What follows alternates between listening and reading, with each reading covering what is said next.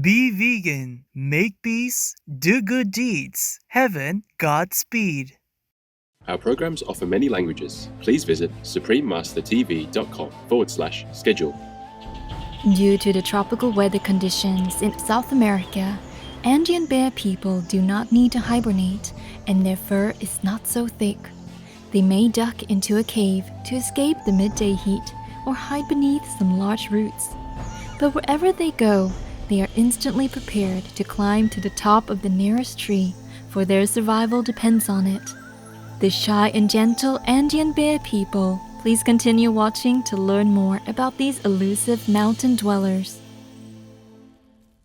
No to vegan. Be free from birth and death. Live and suffer forever in hell.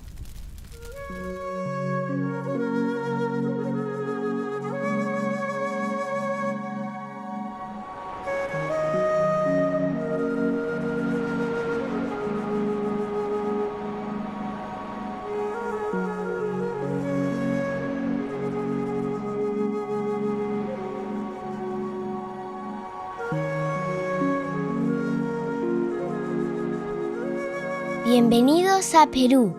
That is how they say, welcome to Peru in Spanish, the nation's official language. Adorable viewers, I am Andrea, a happy vegan girl from the Andean Bear Kingdom in the Pacific Mountains of Western South America. The thoughtful co-inhabitants here are delighted that you chose to visit us and pray that the heavens above will fill your heart with love. Welcome to our show titled The Shy and Gentle Andean Bear People. I'm so excited to serve as your tour guide as we showcase the beauty of Peru and how interesting our lives are. Have you been to this country before? It features diverse cultures, lovely people, gorgeous landscapes, and delicious varieties of organic vegan food. Have you noticed the markings on my face? Most of my relatives have these streaks of lighter fur around their eyes, making us memorable among bear beings. The design creates the impression that we are always wearing glasses, which is why many people call us spectacled bear people. It also adds a distinguished air to our appearance, don't you agree? The second half of our scientific name, Tremarctos ornatus, refers to this decoration, and it is likely that the indigenous terms Jucumari, Ucumari, and Ukuku do the same. Here are some other facts that contribute to our remarkableness. Each Andean bear person has unique coloration. The exact hue, shape, and extent of the pale pattern in our fur are never the same. On some of us, the color of our spectacles continues down to our chest. Our traditional home is the Andes mountain range, and we are the only remaining bear people native to South America. We are medium-sized compared to our friends in other bear species. Our length ranges from 1.2 to 2 meters head to foot, but adult guys are rarely less than 1.5 meters. You see, the males were designed to be bigger than us females, about a third larger and often twice as heavy.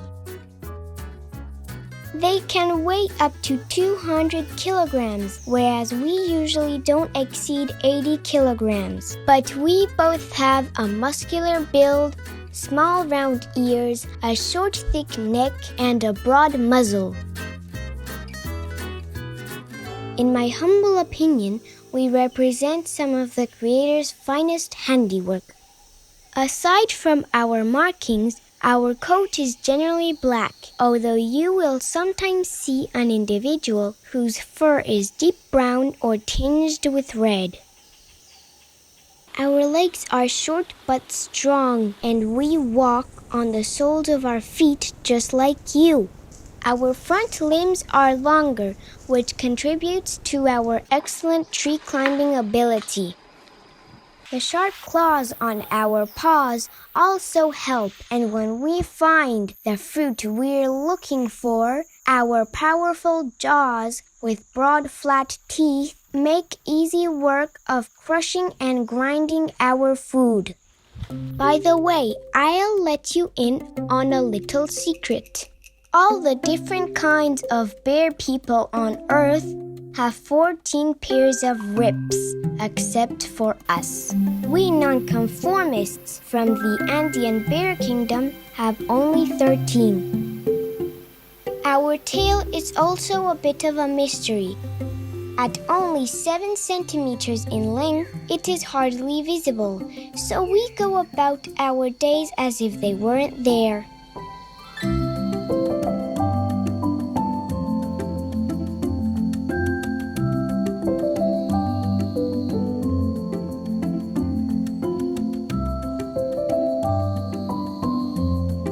Let's talk about what spectacled bear people enjoy doing every day. We routinely travel through the forest searching for food. Our olfactory nerves are highly capable of finding fruits that are ready to be eaten. That means we can smell them even if they are high up in a tree and we are down on the ground. But if ripe fruit is unavailable, we will also be content with bromeliads and fibrous plant parts, such as bamboo hearts, palm leaves and nuts, cactus flowers and cacti, orchid bulbs, and even tree wood. We don't mind foraging for nourishment on foot, but we feel safer and more at home in the trees. Besides, we are natural climbers, so one of our favorite pastimes is constructing multi-purpose platforms among the branches. We like to call them nests. They are places where we can enjoy a quiet meal, store our provisions, and take a snooze. They can also serve as a kind of base camp for shopping expeditions higher up in the canopy. When I mentioned enjoying a quiet meal, that should have told you that we prefer being alone.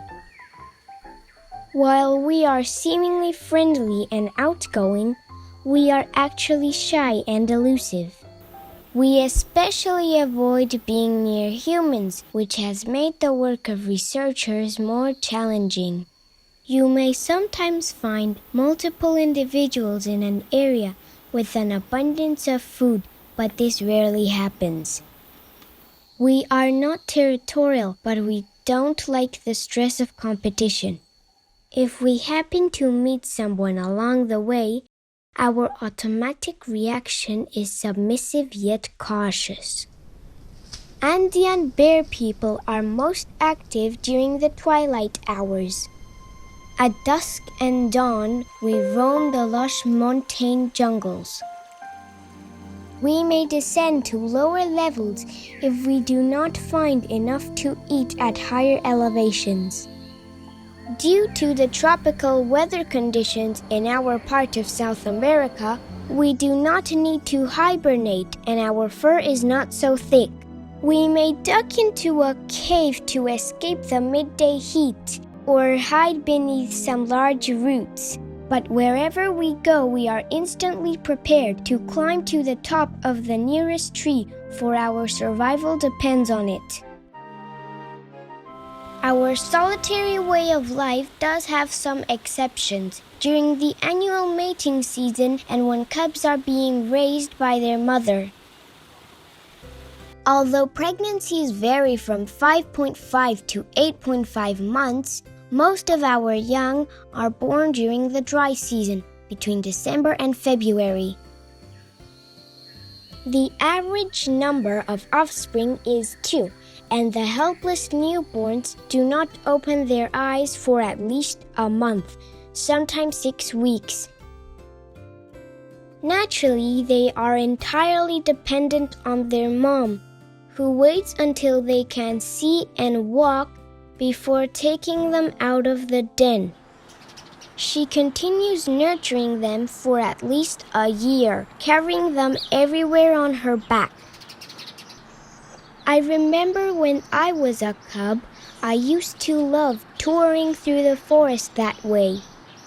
It's incredible how our mothers take such good care of us. We should always be grateful for their devotion to duty. The Andes is a major mountain system that forms the western edge of the South American continent. Spectacled bear people are distributed throughout this range, from Venezuela to northern Argentina, including Colombia, Ecuador, Peru, and Bolivia. Before our populations were fragmented by human activity, we were known for being adaptable to a variety of elevations and surroundings. Our favorite places to live are in humid areas called cloud forests.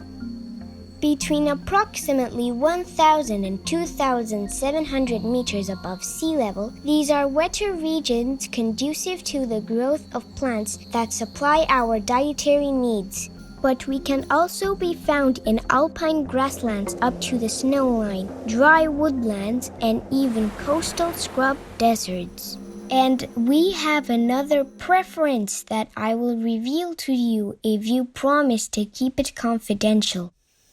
There are many more Andean bear people on the eastern side of the mountains. I think you can guess why. Those slopes are more remote and protected from people. As with many other forest species, our habitats are being altered by climate change and reduced by mining operations, extensive logging, and commercial farming. These activities are challenging our customary way of life and our very survival. We depend on having different areas available for food throughout the year. Of course, conflicts with humans are also responsible for our decreasing numbers. But for example, I have cousins in Ecuador who lost about 40% of their natural environment that was not protected from development. The situation is not sustainable, and we are at risk of becoming extinct in the wild. When the International Union for Conservation of Nature, or IUCN, last assessed spectacled bear people for their red list of threatened species, our assigned category was vulnerable. It makes us very sad. We just want to live in peace and harmony with our human neighbors. Not only do bear people love to be free and happy, but our co-inhabitants languishing in livestock factories pray incessantly for their liberation. Won't you please help all of us by being vegan? I believe that when you extend love and compassion to others, you are rewarded 1,000-fold by God. Arms are instruments of evil omen, and not the instruments of the superior man. He uses them only on the compulsion of necessity. Calm and repose are what he prizes. He who delights in the slaughter of men cannot be successful in the world.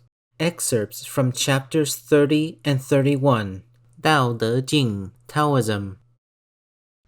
Honorable viewers, we are grateful that you joined us for our show today. Up next is Appreciate God's Leniency and Listen to His Commandments, Part 2 of 5 on Between Master and Disciples, right after Noteworthy News. May your blossoming goodness brighten the lives of others.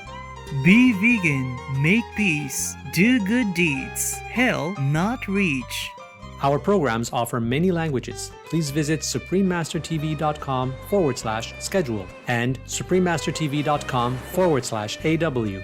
Nos programmes offrent plusieurs langues. Veuillez visiter suprememastertv.com/schedule et suprememastertv.com/AW. Nuestros programas ofrecen varios idiomas. Visiten suprememastertv.com/schedule y suprememastertv.com/AW. Programele noastre oferă multe limbi. Vă puteți uita pe suprememastertv.com/schedule și suprememastertv.com/AW.